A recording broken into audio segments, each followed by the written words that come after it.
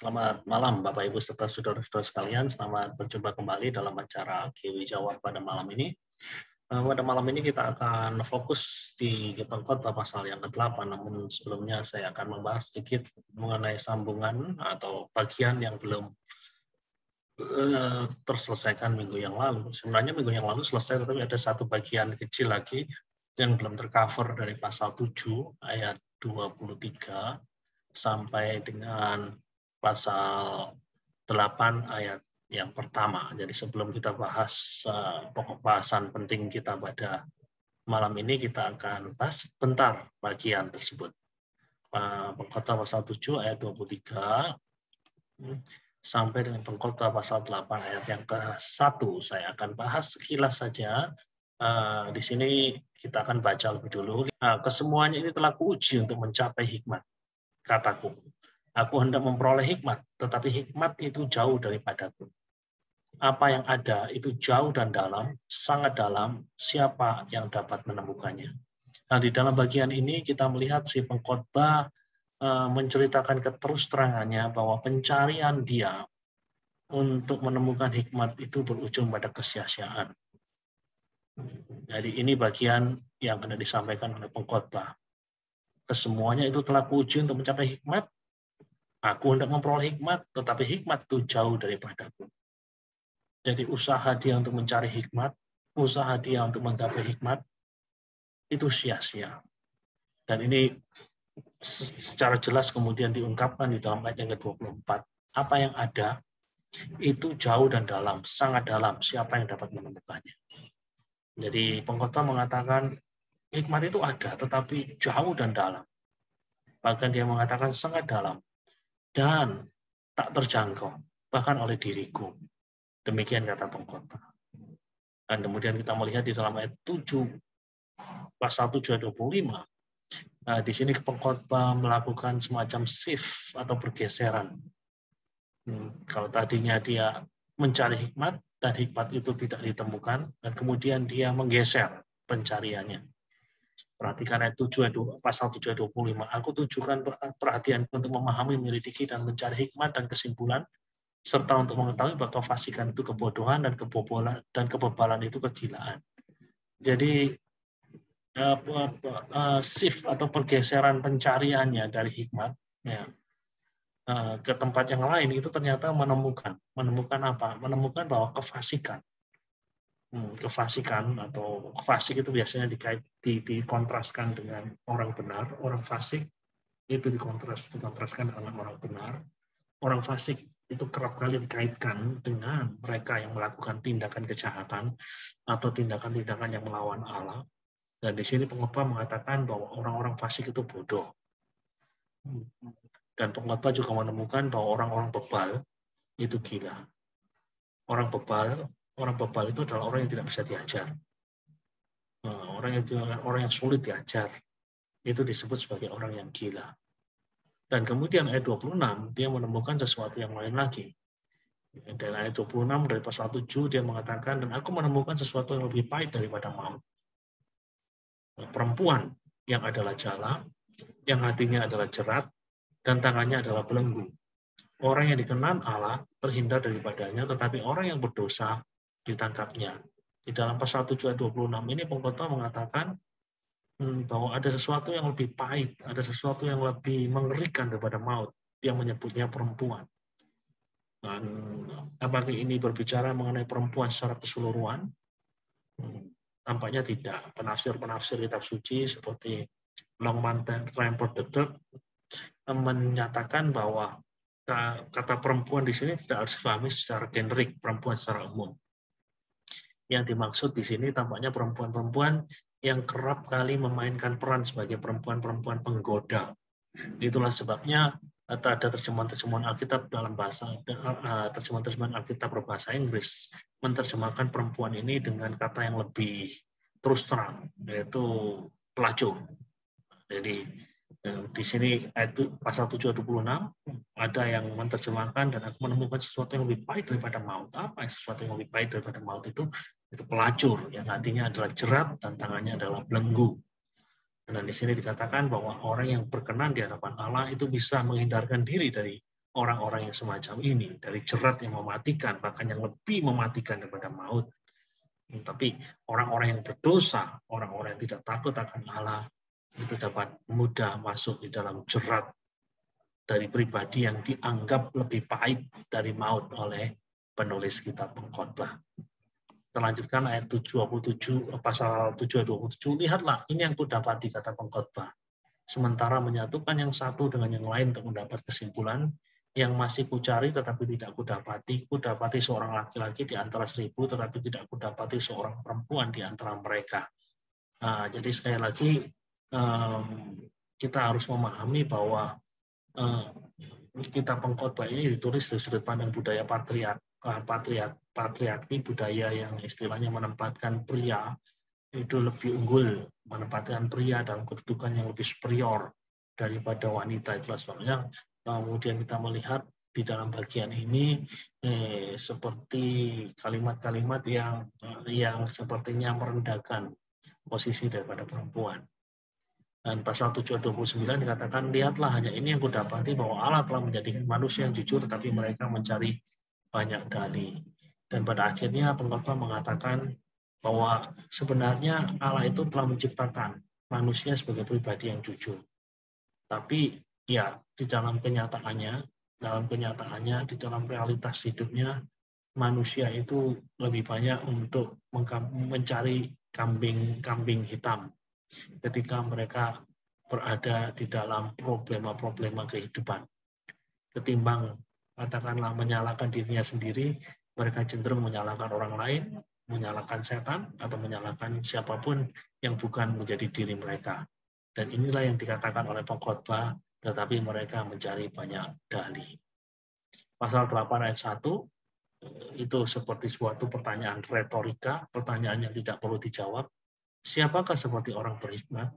Dan siapakah yang mengetahui keterangan setiap perkara? Jawabannya tidak ada seorang pun sebenarnya. Tidak ada seorang pun yang berhikmat, tidak ada seorang pun yang dapat mengetahui setiap perkara. Nah, itu pertanyaan retorika, pertanyaan yang tidak perlu dijawab karena jawabannya sudah jelas. Di dalam pencarian Pengkhotbah mendapati tidak ada seorang pun yang berhikmat. Hikmat manusia menjadikan wajahnya percaya dan berubahlah kekerasan wajahnya. Nah, jadi hikmat manusia pun dan di dalam keterbatasannya itu mampu menjadikan seseorang itu lebih bermakna hidupnya ketimbang orang-orang yang tidak berhikmat. Nah, ini Pengkhotbah pasal 7 ayat 23 sampai Pengkhotbah pasal 8 ayat 1 yang saya bahas secara sekilas. Dan kini kita akan masuk di dalam fokus dari pembahasan kita pada hari ini. Hari ini kita akan membahas Pengkhotbah pasal 8 ayat 2 dan sisanya seluruh Pengkhotbah pasal yang ke-8. Saya memberi judul eksposisi Pengkhotbah pasal yang ke-8 ini dengan judul teka-teki kehidupan dan jawaban-jawabannya. Pengkhotbah pasal 8 ayat 2 sampai Pengkhotbah pasal 8 ayat yang ke-17. Jadi kalau saudara mengikuti presentasi saya malam ini saya bikinkan outline, jadi bukan 4 tapi ada 3 teka-teki kehidupan yang nanti bisa kita lihat di dalam Pengkhotbah pasal 8 ayat 2 sampai Pengkhotbah pasal 8 ayat 14. Yaitu teka-teki yang terkait dengan kekuasaan, mulai dari ayat 2 sampai dengan ayat yang ke-8, teka-teki ketidakadilan di dalam kehidupan, ayat yang ke-9 sampai dengan ayat yang ke-13, dan teka-teki kemalangan, dalam hal ini kemalangan orang benar, pasal 8 ayat yang ke-14. Ini 3 teka-teki kehidupan. Kalau kita berbicara mengenai teka-teki, kita berbicara mengenai sesuatu yang sulit untuk kita mengerti secara tuntas. Dan kemudian kalau ada teka-teki, di sini juga ada jawaban terhadap teka-teki tersebut. Jawabannya ada 4. Yang pertama, kuasa tertinggi itu ada di tangan Allah, pasal 8 ayat 2 sampai 8 sudah lihat di sini masih saling istilahnya terkait dengan bagian-bagian di atasnya. Kemudian ada keadilan Allah, ada anugerah ilahi, dan ada misteri-misteri ilahi. Nah, inilah yang menjadi outline atau garis besar penyajian dari pembahasan kita pada malam hari ini. Mari kita melihat teka-teki kehidupan itu sendiri. Di dalam pandangan pengkhotbah, sebagaimana tertulis di dalam pengkhotbah pasal 8 ayat 2 sampai ayat 17, ada 3 buah teka-teki kehidupan. Mari kita lihat teka-teki yang pertama, yaitu teka-teki yang terkait dengan kekuasaan. Anda bisa membaca di dalam pengkhotbah pasal 8 ayat 2 sampai ayat yang ke-8. Nah, kita lihat di sana kalimatnya seperti ini, patuhilah perintah raja demi sumpahmu kepada Allah. Janganlah tergesa-gesa pergi dari hadapannya, janganlah bertahan dalam perkara yang jahat karena ia berbuat apa yang dikehendakinya. Karena kita raja berkuasa, siapakah yang akan mengatakan kepadanya, apakah yang baginda buat? Siapakah yang mematuhi perintah tidak akan mengalami perkara yang mencelakakan. Dan hati orang berhikmat mengetahui waktu pengadilan. Karena untuk segala sesuatu ada waktu pengadilan dan kejahatan manusia menekan dirinya. Sesungguhnya ia tak mengetahui apa yang akan terjadi karena siapakah yang akan mengatakan kepadanya bagaimana itu akan terjadi. Tiada seorang pun berkuasa menahan angin dan tiada seorang pun berkuasa atas hari kematian. Tak ada istirahat dalam peperangan dan kefasikan tidak melepaskan orang yang melakukannya. Nah, saudara-saudara sekalian, di dalam bagian ini kita melihat pengkhotbah memandang bahwa yang namanya pemerintahan, apapun bentuknya, itu seperti dewa Janus. Jadi pemerintah apapun itu bentuknya, entah itu sesuatu yang bersifat monarki atau kerajaan, atau sesuatu yang bersifat demokrasi kalau kita mau terapkan di dalam kehidupan masa kini, itu berwajah ganda, seperti dewa Janus. Jadi kalau saudara mempelajari mitologi Yunani Romawi, ada dewa yang namanya dewa Janus. Dari kata Janus itu kita mengenal kata Januari. Januari diambil dari kata dewa Janus ini, karena dewa Janus ini mukanya dua, satu memandang ke belakang, satu memandang ke muka. Sama seperti bulan Januari itu, bulan Januari itu kan berada pada perbatasan dari tahun yang sudah berlalu dan ke bulan-bulan dari tahun baru yang akan datang. Jadi dewa Janus itu bermuka dua, berwajah ganda. Demikian juga pemerintahan. Pemerintahan kalau pada zaman dari pengkhotbah ditulis itu berbicara mengenai raja, berbicara mengenai kerajaan. Kalau pada zaman kita ya berbicara mengenai pemerintahan dalam bentuk apapun, demokrasi, monarki atau apapun. Ya, pemerintahan itu pada satu sisi membawa banyak manfaat. Namun di sisi lain juga mendatangkan ancaman bahkan ketidaknyamanan. Benar enggak? Benar itu. Jadi yang namanya pemerintah itu membawa banyak manfaat. Ya, Anda bisa merasakan manfaat karena kita punya pemerintah. Kita tidak bisa membayangkan kalau negara kita tidak punya pemerintah. Negara kita akan jadi anarki, akan jadi kacau balau. Jadi pada satu sisi ada banyak manfaat, namun pada sisi yang lain juga bisa mendatangkan ancaman bahkan ketidaknyamanan dengan kebijakan-kebijakan yang dibuat oleh pemerintah. Kalau beberapa hari ini kita melihat kritik-kritik yang cukup tajam terhadap kebijakan pemerintah terkait dengan katakanlah penggunaan PCR, pengharusan PCR, pengharusan katakanlah tes-tes untuk mereka-mereka yang melakukan perjalanan-perjalanan darat lebih dari 250 km. Walaupun itu sudah direvisi, ya paling tidak kalau itu betul-betul terjadi, pasti akan menimbulkan ketidaknyamanan. Nah, jadi pengkhotbah menyadari hal ini. Jadi pada satu sisi dia melihat bahwa yang namanya pemerintah itu banyak mendatangkan manfaat, namun di sisi yang lain, jadi kerap kali mendatangkan ancaman atau bahkan ketidaknyamanan.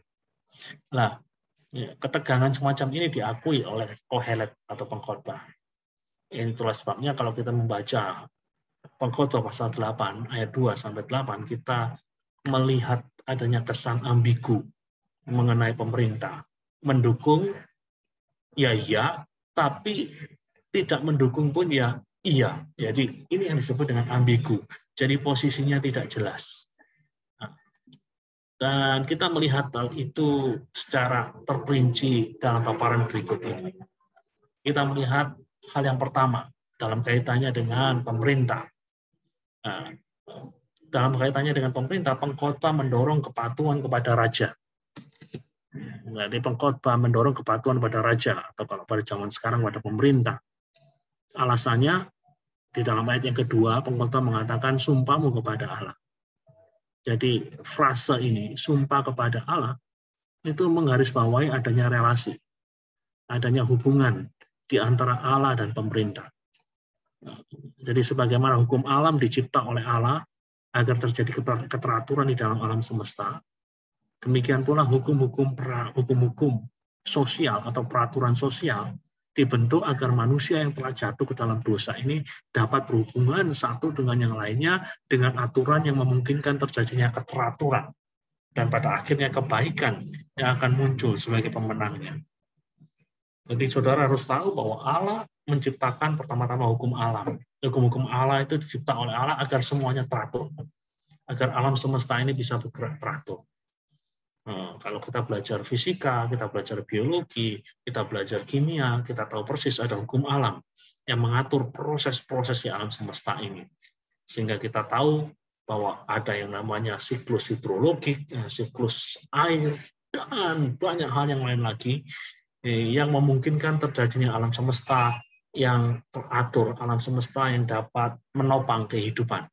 Namun di samping hukum alam, Allah juga menciptakan apa yang namanya hukum-hukum sosial atau peraturan sosial. Agar apa? Agar relasi manusia yang telah jatuh ke dalam dosa ini dapat diatur sedemikian rupa sehingga tercipta keteraturan, bukan kekacauan, tercipta kebaikan, bukan hal-hal yang jahat, hal-hal yang tidak baik, yang nantinya akan keluar sebagai pemenangnya. Jadi ini yang hendak digarisbawahi oleh pengkhotbah. Jadi ada relasi loh di antara Allah dan pemerintah. Pemerintah adalah bagian daripada hukum-hukum sosial yang telah ditetapkan oleh Allah untuk mengatur relasi antar umat manusia agar terjadi keteraturan. Dan dalam kerangka pemikiran semacam inilah kita tahu persis bahwa pemerintah dibentuk oleh Allah. Dan Rasul Paulus nanti kalau sudah lihat di dalam Perjanjian Baru menegaskan hal ini di dalam Roma pasal 13 ayat 1 sampai 7. Jadi Paulus menggarisbawahi bahwa pemerintah itu dibentuk oleh Allah. Nah, oleh karena pemerintah itu dibentuk oleh Allah, sikap kita terhadapnya itu juga nantinya akan mencerminkan sikap kita kepada Allah. Kalau kita tunduk kepada pemerintah yang baik, berarti kita menghormati Allah yang membentuknya. Kalau kita memberontak terhadap pemerintahan yang telah dibentuk Allah, pemerintahan yang baik yang dibentuk Allah, maka kita sedang memberontak terhadap Allah sendiri. Jadi perhatikan, ini prinsip penting yang tidak digarisbawahi oleh pengkhotbah. Ada relasi di antara pemerintah yang ada dan Allah secara prinsipil. Tapi bukan pada kasus-kasus yang terjadi di dunia ini, kasus-kasus tertentu. Karena mungkin Anda bertanya kepada saya, lalu bagaimana dengan pemerintahan yang brengsek, Pak? Seperti pemerintahan Idi Amin, katakanlah, yang memerintah di Uganda beberapa tahun yang lalu, atau pemerintahannya Hitler.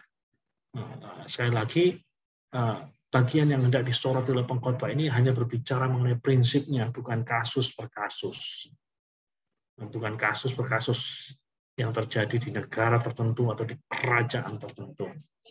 Prinsip yang hendak digarisbawahi oleh pengkhotbah di sini adalah bahwa Allah membentuk pemerintah dalam kaitan dengan apa yang kita sebut dengan hukum-hukum sosial. Sikap kita terhadap pemerintah pada dasarnya juga mencerminkan sikap kita kepada Allah. Itulah sebabnya jangan heran kalau pengkhotbah mengatakan di dalam pasal 8 ayat yang kedua tadi kita melihat patuhilah perintah raja demi sumpahmu kepada Allah. Kemudian kita melihat bagian yang kedua. Nah, pengkhotbah tidak mendorong keinginan kita untuk meninggalkan pemerintah ketika kita kecewa atau tidak setuju dengannya. Ya, jadi sudah pasti di dalam diri kita sebagai manusia ada saat-saat di mana kita tidak srek, kita tidak cocok dengan pemerintah. Karena katakanlah kebijakan pemerintahan itu bertentangan dengan keinginan kita, bertentangan dengan nalar kita, bertentangan dengan prinsip hidup kita. Nah, biasanya reaksi yang kita lakukan itu macam-macam. Ada yang apatis, tetapi ada juga yang membuat reaksi-reaksi yang kuat. Reaksi-reaksi yang kuat contohnya adalah dengan menarik dukungan. Menarik dukungan kepada pemerintah, tidak lagi mendukung pemerintah.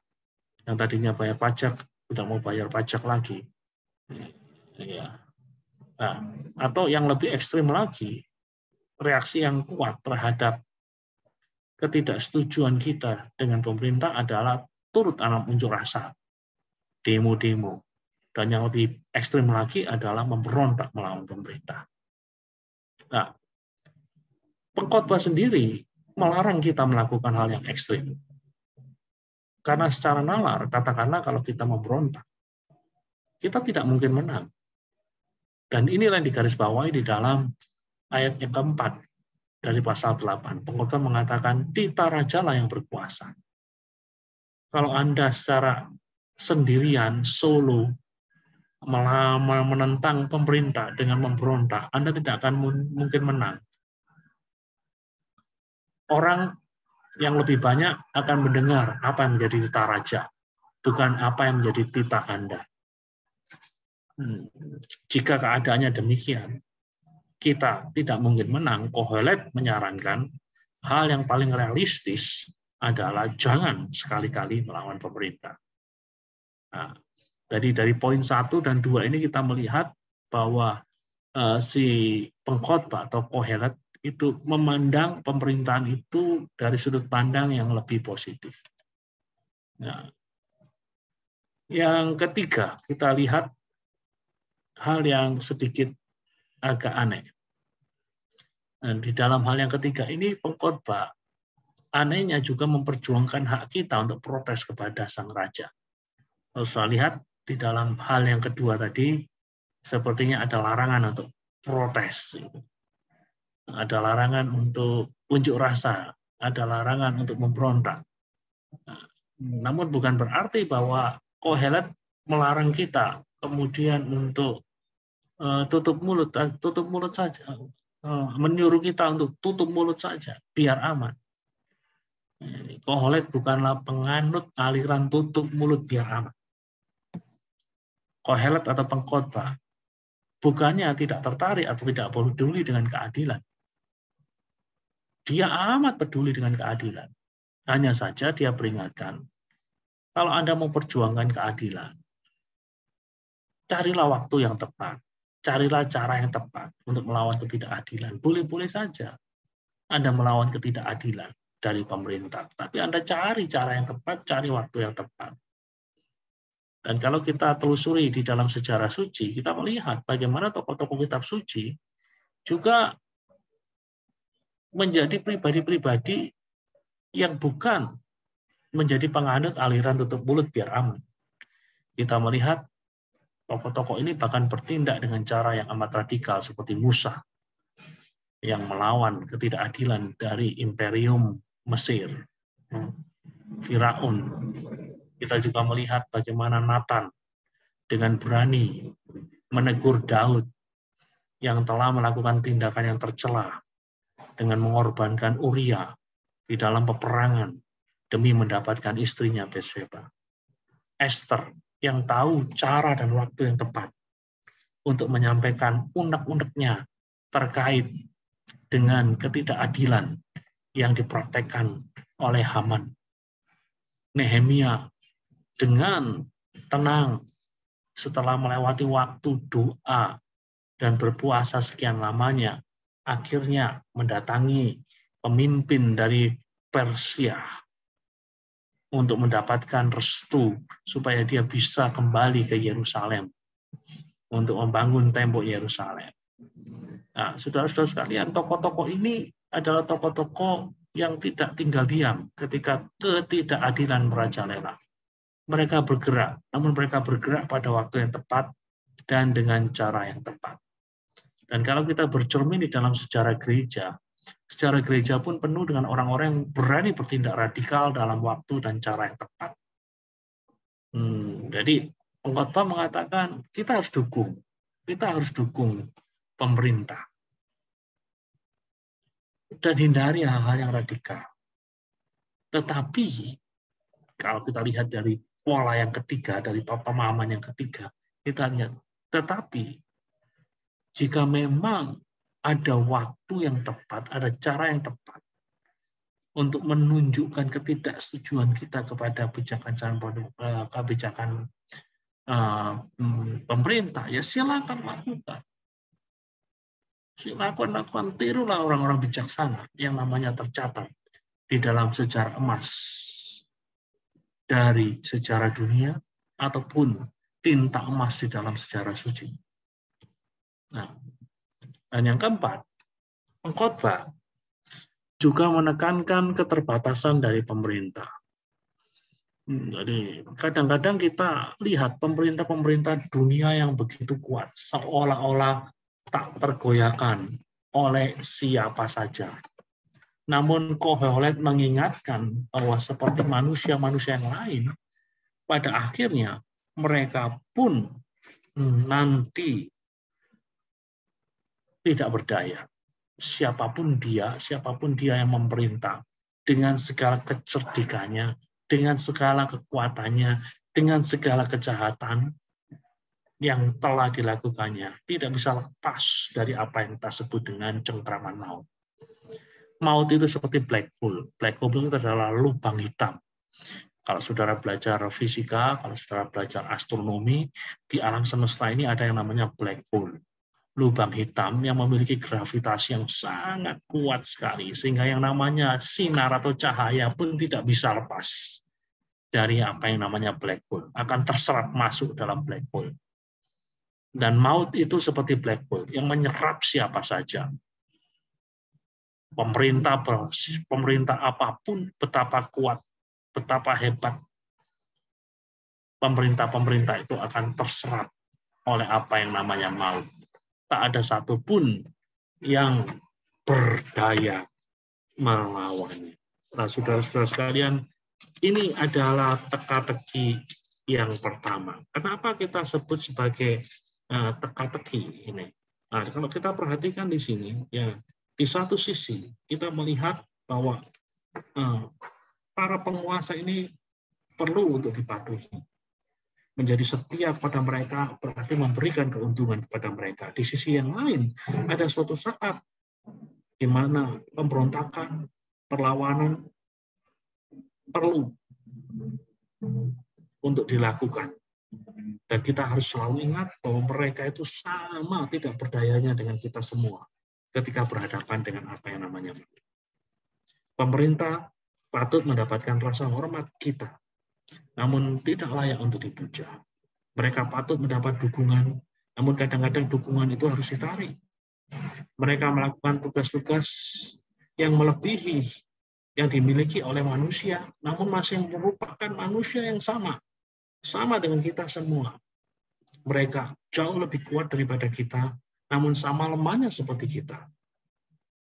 Nah, dan inilah ambiguitas, inilah fakta mengenai pemerintah yang bagi pengkhotbah kurang begitu jelas. Kita akan melihat bagian yang kedua dari teka-teki kehidupan. Kita berbicara mengenai teka-teki ketidakadilan. Nah, hal tersebut dituliskan di dalam Pengkhotbah pasal 8 ayat 9 sampai 13. Nah, kalau kita perhatikan ada beberapa hal yang menarik untuk kita lihat mengenai teka-teki ketidakadilan ini.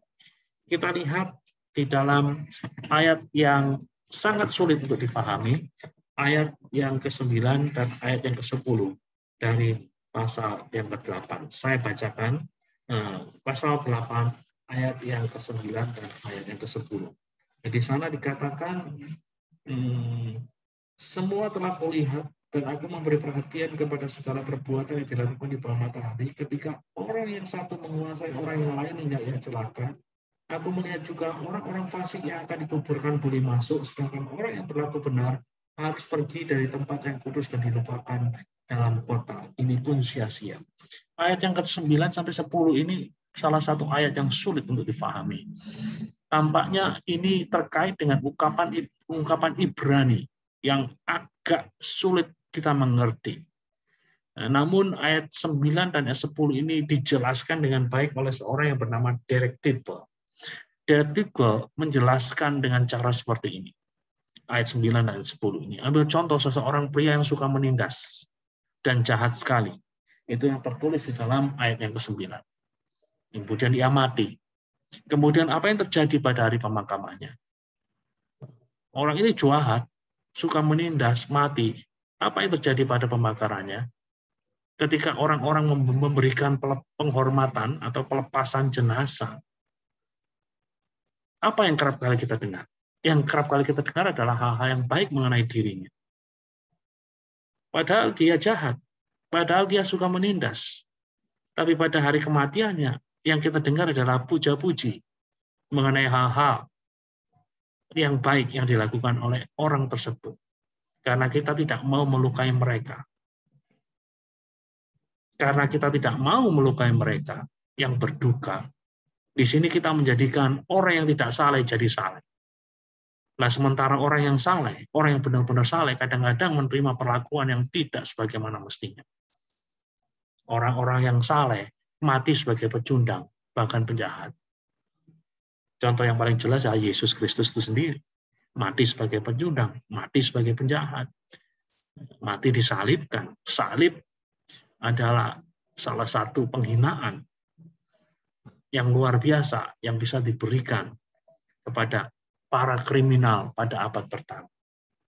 Nah, saudara-saudara sekalian, di sini kita melihat pengkhotbah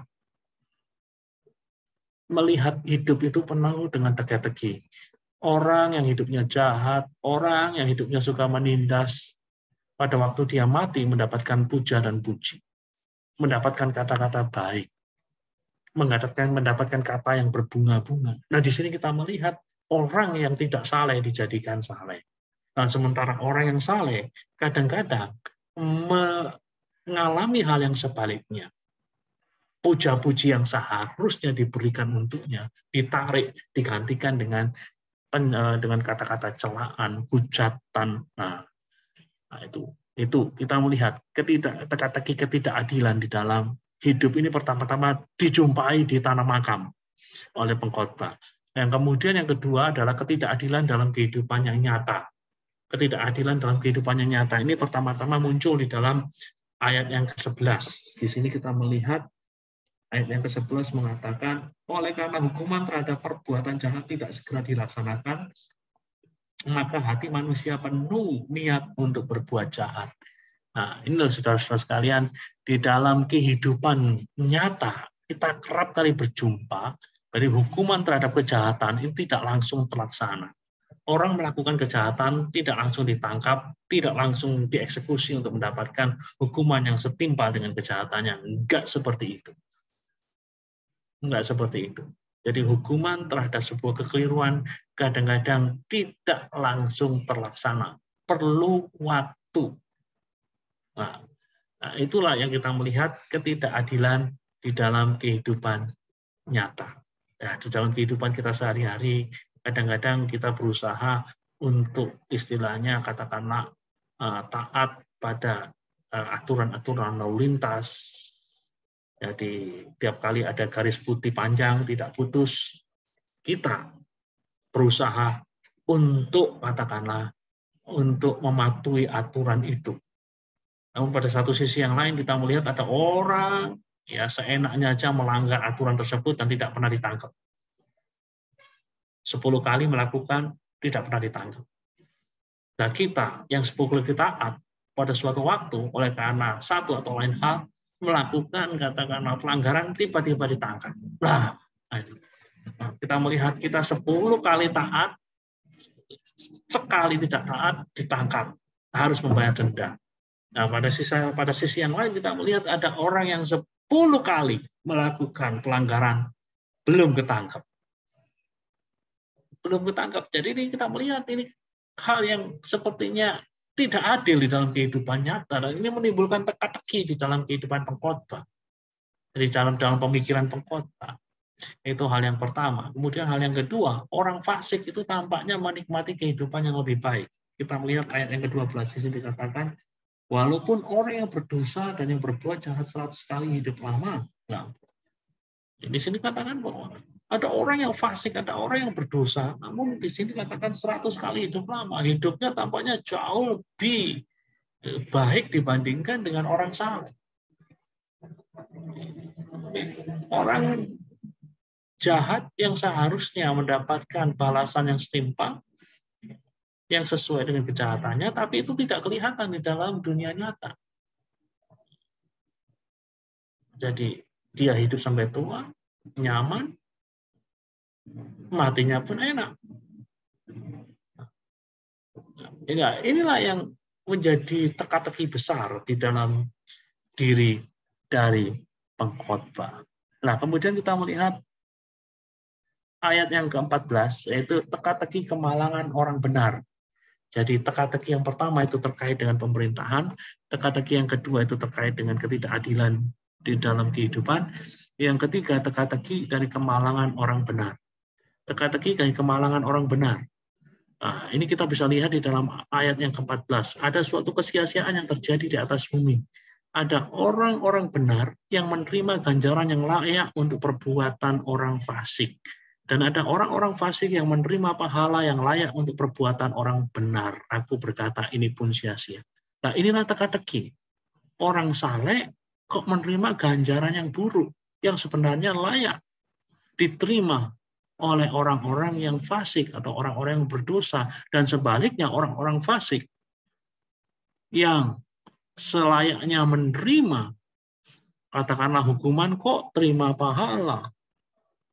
Inilah teka-teki kemalangan orang benar yang dihadapi oleh pengkhotbah. Dia lihat orang saleh kok hidupnya susah.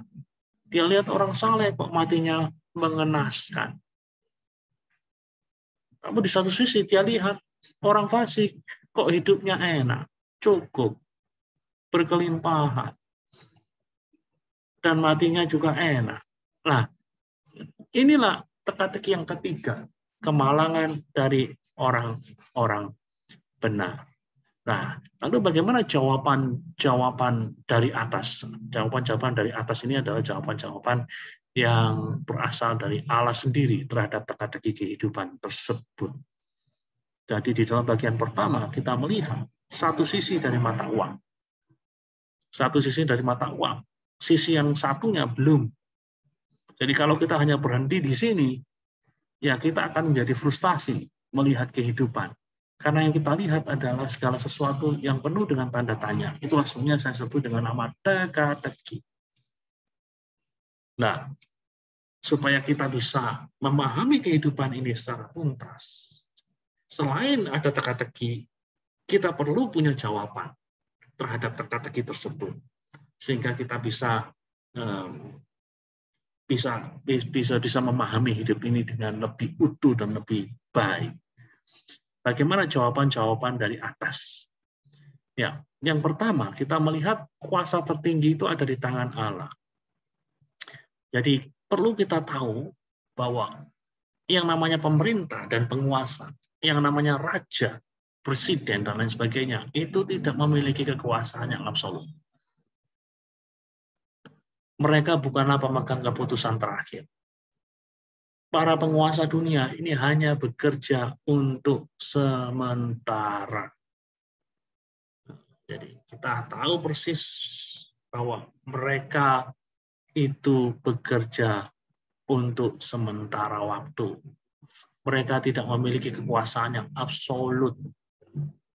Anda ingat di masa-masa kejayaan komunisme, yang namanya Rusia itu punya kekuasaan yang sangat luar biasa. Seolah-olah tak mungkin bisa diruntuhkan yang namanya negeri tirai besi. Namun apa yang terjadi pada tahun 1990 terjadi pergolakan yang pada akhirnya meluluhlantakkan komunisme di Eropa Timur, termasuk di Rusia, di Uni Soviet. Uni Soviet yang telah katakanlah begitu kokoh puluhan tahun lamanya runtuh. Di sini kita diingatkan bahwa yang namanya pemerintah dan penguasa itu tidak memiliki kekuasaan yang absolut. Kita tidak boleh, kita memang harus menghormati pemerintah-pemerintah, khususnya pemerintah-pemerintah yang benar. Namun, apabila mereka bertindak keliru, maka kita pun diminta untuk bertindak bijak. Kalau mau istilahnya melakukan dalam tanda kutip perlawanan, lakukan dengan cara yang tepat pada waktu yang tepat. Kalau tidak bisa, percayalah bahwa mereka pun kekuasaannya tidak mutlak, kekuasaannya tidak absolut. Dan lagi pula mereka bukanlah pemegang keputusan terakhir. Pemegang keputusan terakhir itu ada di tangan Allah sendiri. Nah, ini dalam kaitannya dengan pemerintah. Kemudian kita berjumpa dengan keadilan Allah sebagai jawaban terhadap teka-teki kehidupan. Kita tahu bahwa yang namanya pertandingan, dalam pertandingan itu kadang-kadang membingungkan. Sebelum kita tahu hasil akhirnya, kadang-kadang kita dibuat bingung. Namun terlepas dengan kebingungan, hasil akhirlah yang membuat segala sesuatu berarti. Kadang-kadang kita dibuat bingung oleh dua tim sepak bola. Yang kuat kok kebobolan lebih dulu. Katakanlah ini pertandingan sepak bola. Tim yang kuat, superior, kok kebobolan lebih dulu. Bingung kita. Sampai babak pertama habis, kok sepertinya mereka tidak bisa berbuat apa-apa. Tapi setelah 90 menit kedua berakhir, dan tim yang kuat menang, baru kita tahu, oh itu. Jadi sebelum kita tahu hasil akhir, kadang-kadang kita dibuat bingung dengan berbagai hal.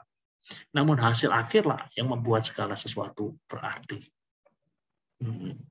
Jadi kadang-kadang kita sebagai manusia itu berteriak minta keadilan. Kadang-kadang kita berseru, Tuhan, mereka begitu jahat. Kenapa mereka tidak dihukum? Kenapa mereka dibiarkan hidup enak? Namun perlu kita sadari bahwa apa yang terjadi dalam diri mereka saat ini itu bukanlah hasil akhir. Ada hasil akhir yang nantinya akan kita lihat bersama-sama. Dan itu yang diyakini oleh pengkhotbah atau Kohelet. Kohelet mengatakan, namun aku tahu bahwa orang yang takut akan Allah akan beroleh kebahagiaan. Sebab mereka takut terhadap hadiratnya. Tapi orang fasik tidak akan beroleh kebahagiaan, dan seperti bayang-bayang, ia tidak akan panjang umur. Karena ia tidak takut terhadap hadirat Allah. Jadi disinilah kita melihat bahwa pada akhirnya keadilan Allah akan diwujudkan. Dan itulah yang membuat segala sesuatu berarti. Dan itulah yang jauh lebih penting. Hasil akhir jauh lebih penting daripada hasil awal.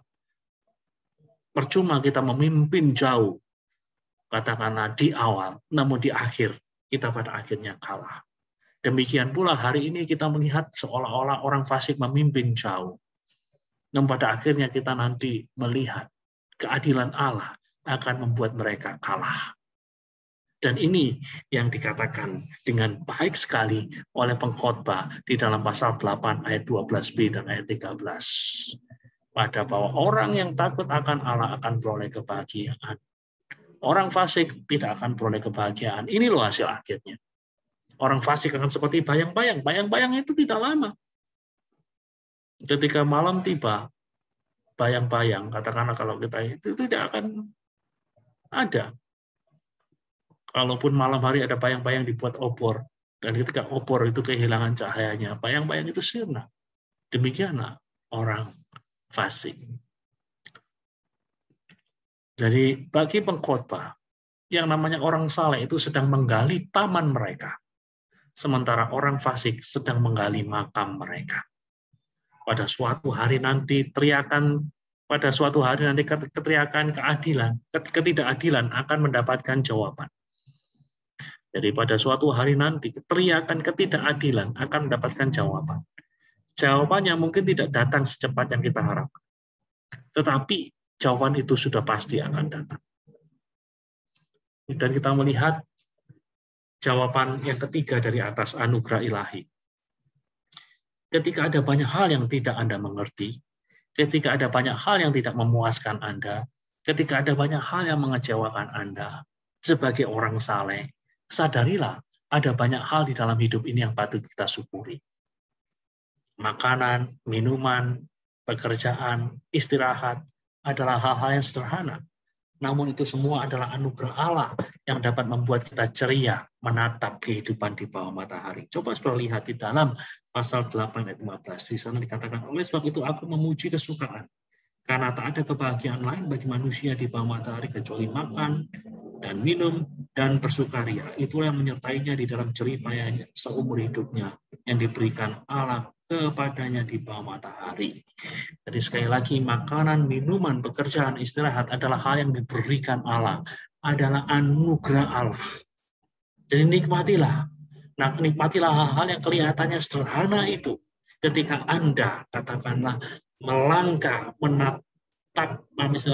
menatap hidup di bawah matahari.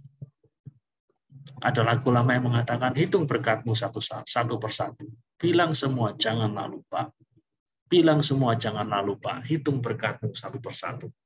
Nah, kalau kita bisa menghitung berkat kita satu persatu, maka kita bisa menghadapi kehidupan yang ada di depan kita dengan segala macam problemanya dengan tenang. Jangan hitung keluh kesahmu satu persatu. Ini yang kerap kali dilakukan oleh orang percaya. Kita lebih banyak menghitung keluh kesah kita ketimbang berkat-berkat yang ada di sekeliling kita. Kemudian yang keempat, jawaban dari atas. Misteri-misteri ilahi.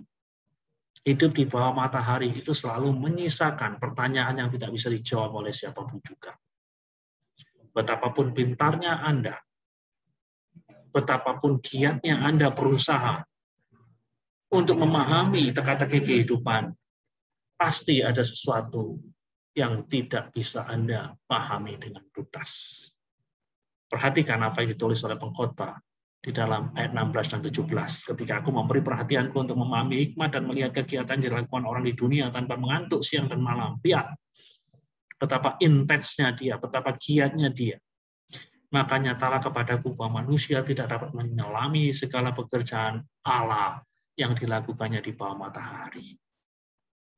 Jadi tidak ada seorang pun dari antara kita, betapapun pintarnya, yang dapat menyelami karya-karya Allah. Seperti yang ditulis di dalam Pengkhotbah pasal 3, ia memberikan kekekalan di dalam hati manusia. Kekekalan di dalam bahasa Ibrani, olam. Olam bisa juga diterjemahkan misteri. Dia memberikan misteri di dalam diri kita sebagai manusia. Itulah sebabnya kita tidak bisa memahami karya-karya Allah. Walaupun kita berlelah-lelah mencarinya, kita tidak akan menyelaminya. Walaupun orang berhikmat mengatakannya bahwa ia mengetahuinya, namun ia tidak dapat menyelaminya. Jadi hidup ini ada misteri, saudara-saudara sekalian. Dalam hidup ini ada misteri.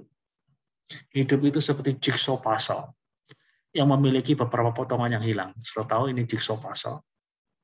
Hanya sayang ada potongan-potongan yang hilang sehingga gambarnya nggak terlihat jelas. Kalau ini kan, walaupun ada potongan yang hilang, ini bisa terlihat jelas, ini gambar anjing golden. Tetapi di dalam kehidupan, gambarnya tidak terlihat jelas. Namun kita tidak perlu khawatir dan gelisah. Karena gambar itu pasti akan terbentuk dengan sempurna pada waktunya. Karena kita tahu persis siapa yang pegang potongan pasal tersebut. Allah sendiri. Potongan pasal itu tidak hilang forever. Potongan pasal itu ada di tangan Allah, dan pada waktunya dia sendiri yang akan menatanya, sehingga terbentuk gambar yang sempurna. Oleh karena itu, ketika Anda berhadapan dengan teka-teki kehidupan, seperti yang dihadapi oleh pengkhotbah, teka-teki yang terkait dengan kekuasaan, teka-teki yang terkait dengan ketidakadilan, teka-teki yang terkait dengan kemalangan orang benar, percayalah, ada Dia. Percayai Allah, trust in Him. Jangan pertanyakan Dia. Tuhan memberkati Bapak, Ibu, serta saudara-saudara sekalian.